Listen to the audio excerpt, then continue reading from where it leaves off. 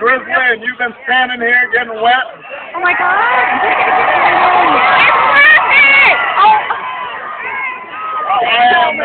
I am so grateful to all of you. I want to thank UNC Charlotte. Thank you guys.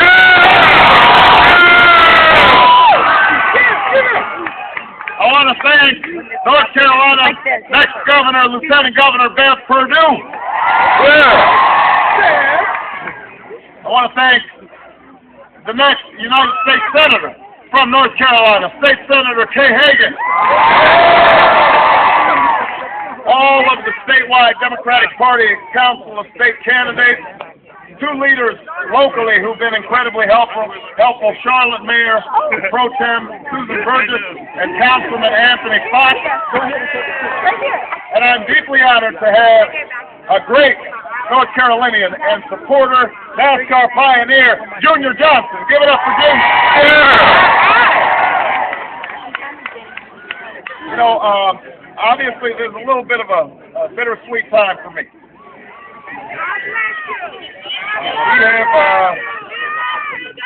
We have had a remarkable campaign, and you know, when we started 21 months ago, I didn't know how it would turn out, and no matter what happens tomorrow, I'm going to feel good about how it's turned out because all of you have created this incredible campaign.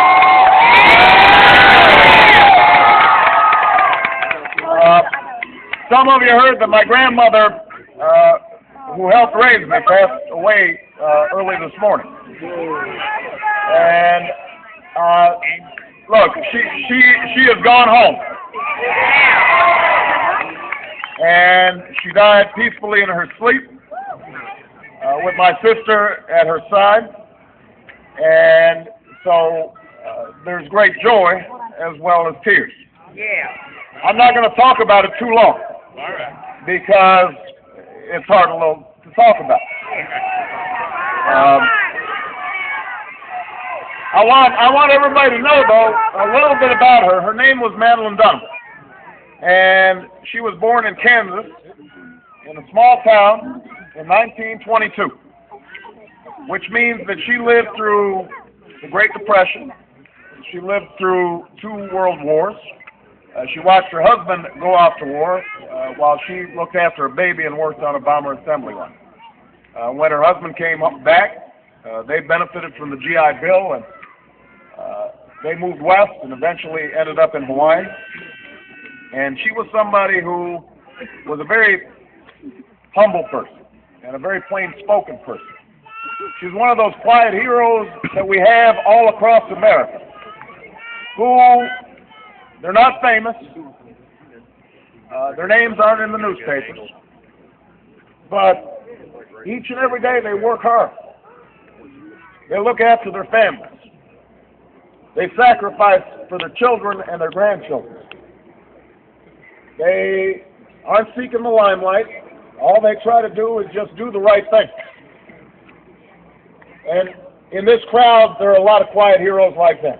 Mothers and fathers, grandparents who have worked hard and sacrificed all their lives, and the satisfaction that they get is seeing that their children, and maybe their grandchildren or their great-grandchildren, live a better life than they did. That's what America's about. That's what we're fighting for. In North Carolina, in just one more day, we have the opportunity to honor heroes all across America and all across North Carolina. We can bring change to America to make sure that their work and their sacrifice is honored. That's what we're fighting for. After decades of broken politics in Washington, after 8 years of failed policies from George W. Bush, you don't need to boo, you just need to vote. You just need to vote.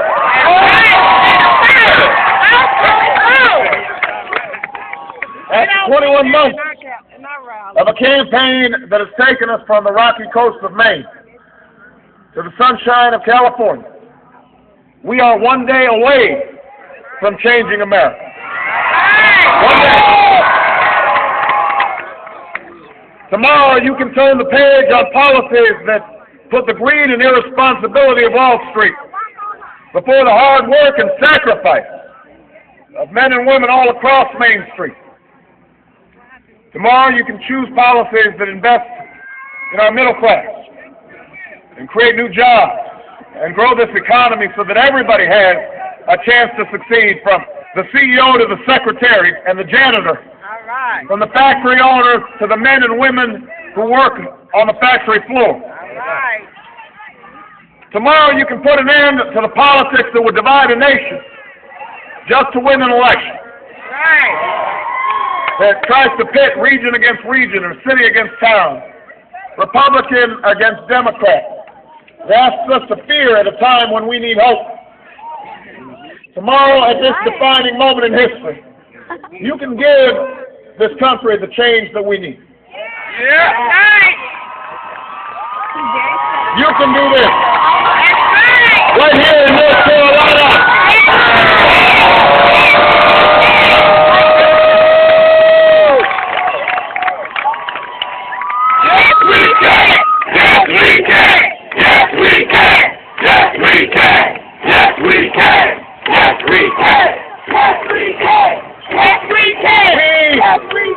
We began this journey in the depths of winter nearly 2 years ago on the steps of the old state capitol in Springfield, Illinois.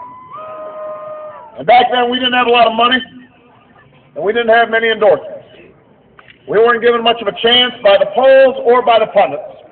We knew how steep our climb would be. But I also knew that the size of our challenges had outgrown the smallness of our politics. I believe the Democrats and Republicans, Americans of every political stripe, they were hungry for new ideas and new leadership, a new kind of politics, one that favors common sense over ideology. What my grandmother would call just being sensible. One that focuses on those values and ideals that we hold in common as Americans. And most of all, I knew the American people were decent and generous people, willing to work hard and sacrifice for future generations. And I was convinced that when we come together, our voices are more powerful than the most entrenched lobbyists or the most vicious political attacks or the full force of status quo in Washington that just wants to keep things the way they are. 21 months later, my faith in the American people has been vindicated.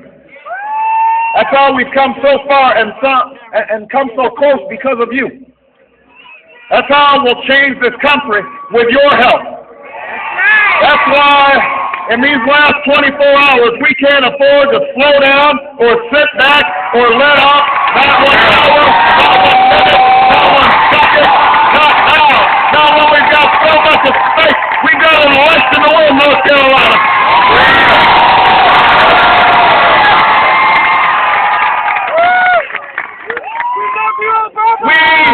We are in the middle of the worst economic crisis since the Great Depression.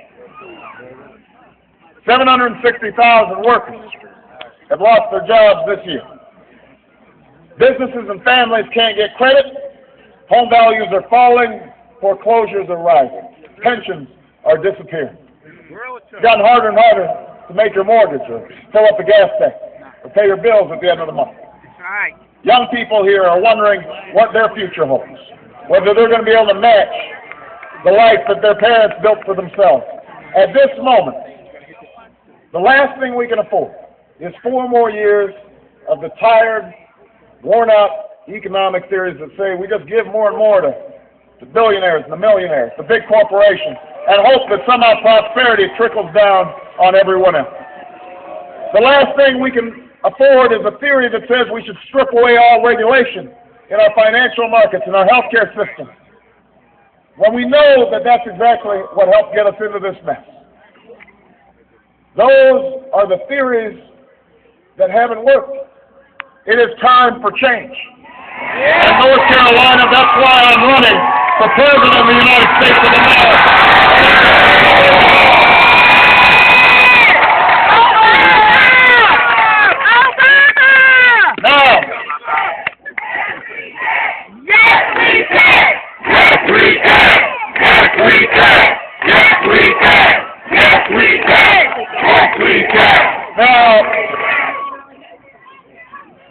I want to say, first of all, Senator McCain and his wife Cindy McCain issued a statement offering their condolences, and they were extraordinarily gracious. I want to thank them for that. Just as I want to thank everybody else who's been praying for us and supporting our family during this difficult time. And it's incredibly gracious of Senator McCain, and it's an example of the fact that Senator McCain has continued to serve his country honorably. And he can point to occasions where, over the last 8 years, he's broken with George Bush on torture, for example. He deserves enormous credit for that. He's a genuine American hero. But when it comes to the economy, when it comes to the central issue of this election, the truth is that John McCain has stood with President Bush every step of the way. He voted for the Bush tax cuts for the wealthy that he opposed. He voted for the Bush budget that took us from surplus into debt. He supported deregulation. 21 times this year he said that deregulation was part of the answer. Those are the facts. So after 21 months and 3 debates, Senator McCain still hasn't explained to the American people a single major thing he'd do differently from George Bush when it comes to the economy. Not because he's a bad man, but it's because he doesn't understand what's taking place right now in America. All right.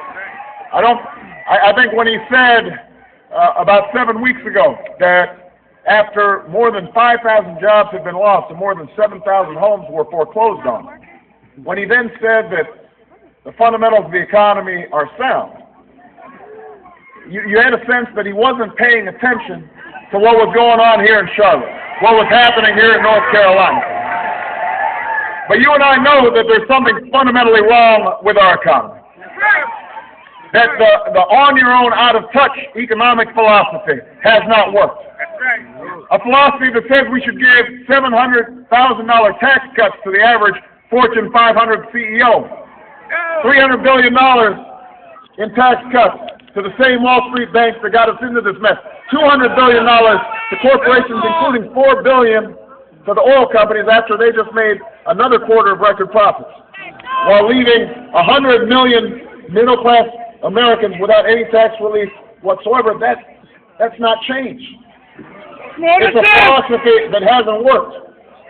And I will end it when I am President of the United States.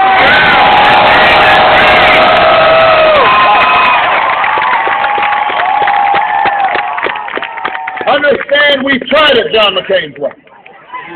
We have tried it George Bush's way. Deep down, Senator McCain's campaign understands that, which is why they said that if we keep on talking about the economy, we're going to lose. Talk about the economy. That's why I keep on talking about the economy.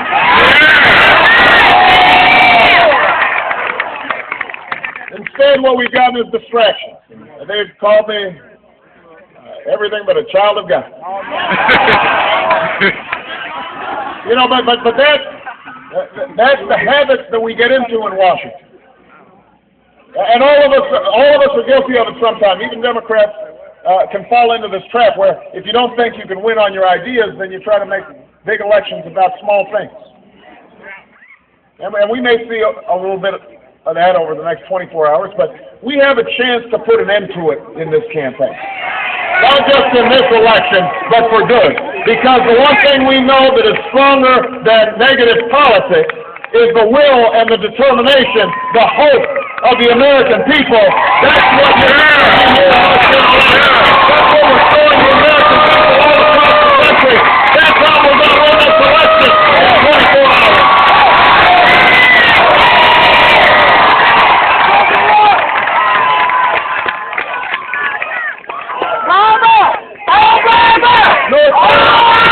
We are more than a collection of states or a collection of individuals. We are a union. Right. Not perfect, but we can work to perfect it. That's right. That's who we are. That's the country we need to be right now. I know these are difficult times, but I know that we faced difficult times before.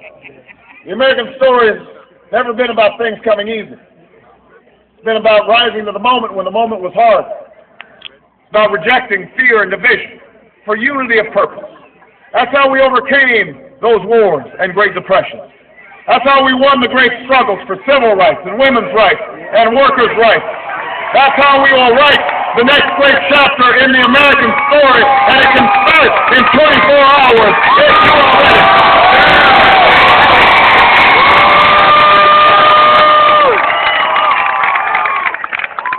If we want to meet the challenges of this moment, we need to go beyond the old debates, the divides between left and right. We don't need bigger government or smaller government. We need better government. That's right. A more competent government, a government that's fighting for you. Thank you, The choice isn't between tax cuts and no tax cuts in this election. John McCain and I both want to give tax cuts. The question is, who do we give it to? See, I don't think we should just reward wealth. I think we've got to reward work. Yeah! That's why I'm going to give a tax break to 95% of Americans who work every day, get taxes taken out of their paycheck every single week. I'll pay for it by asking folks who are making more than $250,000 a year to go back to the tax rate they were paying back in the 1990s. Let me see a show of hands. How many people are making less than $250,000 a year? All of you, which includes 98% of small business persons and 99.9% of plumbers. All of you want your taxes go up a single dime, not your income tax, not your payroll tax, not your capital gains tax, no tax. The last thing we should do is put a bigger burden on you. We do need to create jobs. Oh, yeah. And the choice in this election is not between putting up a wall around America or standing by and doing nothing. The truth is, we won't be able to bring back every job that we've lost. Manufacturing changed. We've got global competition. But that doesn't mean we just keep on promoting unfair trade agreements. It doesn't mean we keep on giving tax breaks to companies that ship jobs overseas. I will end those tax breaks. We'll give tax breaks to companies that invest right here in Charlotte, right here in North Carolina, right here in the United States of America. We can build. We can create 2 million new jobs, rebuilding our roads, our bridges, our schools, laying broadband lines so that we can locate companies in rural communities. Create a new electricity grid to get renewable energy to the places where it's most needed. I'll invest $15 billion a year in renewable energy, in wind power and solar power, the next generation of biofuels. Invest in clean coal technology. We'll make the fuel-efficient cars of tomorrow, not in Japan, not in South Korea, but right here in the United States of America.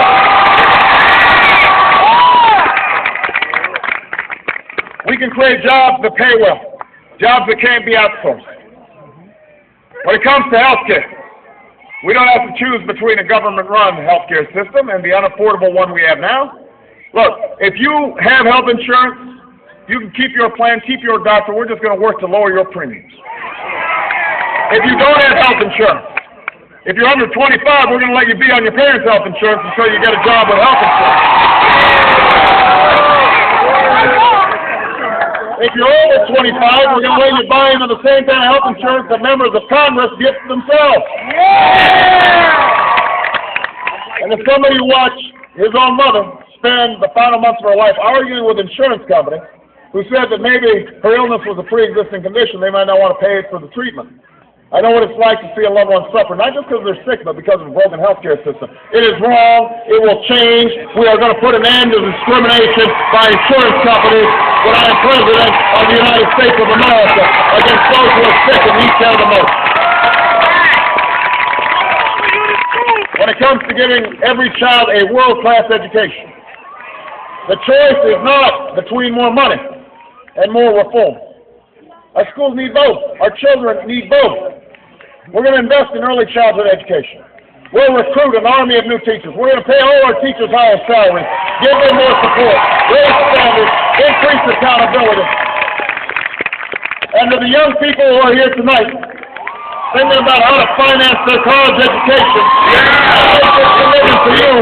If you participate in national service, we will make sure that you can afford to go to college. No ifs, ands, or buts.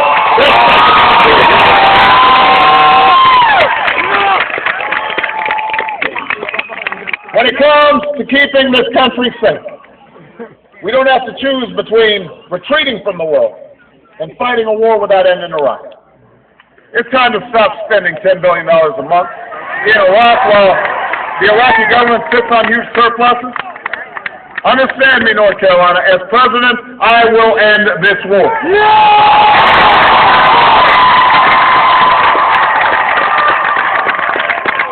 I will ask the Iraqi government to step up for their future. I will finally finish the fight against bin Laden and Al-Qaeda, those who killed 3,000 Americans. I will never hesitate to defend this nation, and I will make sure that our servicemen and women have the best training and equipment when they deploy into combat, and the care and benefits they have earned when they come home. That's what we owe our veterans. No more homeless veterans.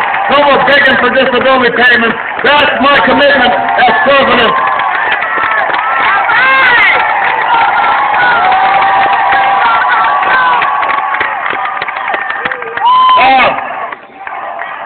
I won't stand here and pretend that any of this will be easy, especially not now. We've dug a deep hole for ourselves. It's going to take a long time to dig ourselves out. The cost of this economic crisis, the war in Iraq, means Washington's going to have to do the same thing that families and businesses have to do. They've got to tighten their belt. We're going to have to put off spending on things we don't need, even if they're nice to have. We'll go through the federal budget line by line. We'll end programs that we don't need. We'll make the ones that we do need work better and cost less. But as I said from the day that we began this journey, the change we need won't come from government alone. It's going to come from each of us doing our part in our own lives, in our own communities. We're all going to have to look out for ourselves and our families, but also our fellow citizens. You know, government can help lead the way on energy independence, but all of us can make our homes and businesses more energy efficient. I'm going to make sure that we can put more money into our schools, but government can't be that parent who turns off the TV set, makes your child do their homework. That's the responsibility of parents, and we've got to have parents who are providing the love and guidance their children need. We need a return to responsibility and a return to civility. Now, we can argue and debate our positions passionately, but all of us have to summon the strength and the grace to bridge our differences, to unite in common as black, white, Hispanic, Asian, Native American, Democrat, Republican, young, old, rich, poor, gay, straight, disabled, not disabled. All of us have a role to play. All of us are in this together. We can't afford the same political games and the old tactics that pit us against one another, make us afraid of each other. Despite what some people may claim, there are no real or fake parts of this country. There's no city or town that's more pro-American than anywhere else. We are one nation, all of us proud, all of us patriots. The men and women who serve on the battlefield, the Democrats and Republicans, they fought together and bled together, some died together under the same proud flag. They're not straight Great America or Blue America. They serve the United States of America. That's what they do.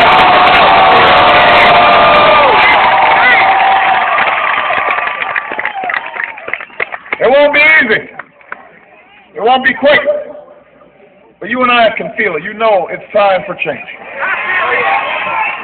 Some of you may have started this thing cynical and maybe fed up with politics. You have every right to be. But despite all of this, I've asked of you throughout this campaign, I ask of you tonight, what's been asked of Americans throughout our history, I ask you to believe.